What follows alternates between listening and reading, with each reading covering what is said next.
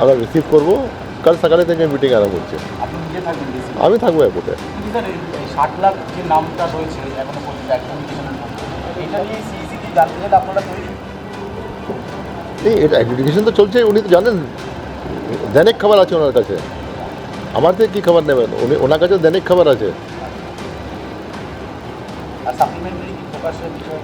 Supplementary তো ওটা তো কমিটি তৈরি করবে, ডিসিশন নেবে कि सप्लीमेंट्री ऑन डेली बेसिस হবে, অন উইকলি বেসিস হবে, ইয়া অন ফর্টনাইটলি বেসিস হবে, কীরকম হবে, क्योंकि এটা প্রস্তুতি নিতে হবে, সব জায়গা থেকে কালেক্ট করতে হবে।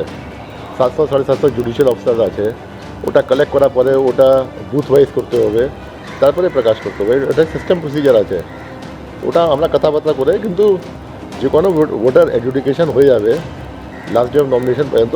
যে বি আইন আছে আরপি অ্যাক্ট, ও তো ভোটার লিস্ট মধ্যে থাকবেই নি। সাপ্লিমেন্টারি প্রকাশিত হচ্ছে 100% হবে, কেন হবে না? সুপ্রিম কোর্ট অর্ডারও আছে, সাপ্লিমেন্টারি তো প্রকাশিত হবেই। এটা উইকলি হবে। আমি হাঁটতে পারতাম না, আমার হাঁটু বেঁকে গেছিলো। আমি পড়ে গেলে আমি উঠতে পারতাম না। আমি এখানে আসি অনুত্তম নার্সিংহোমে এসেছি, অনমাল্লার দে তার কাছে আমি এসেছি, তখন আমার চিকিৎসা করে।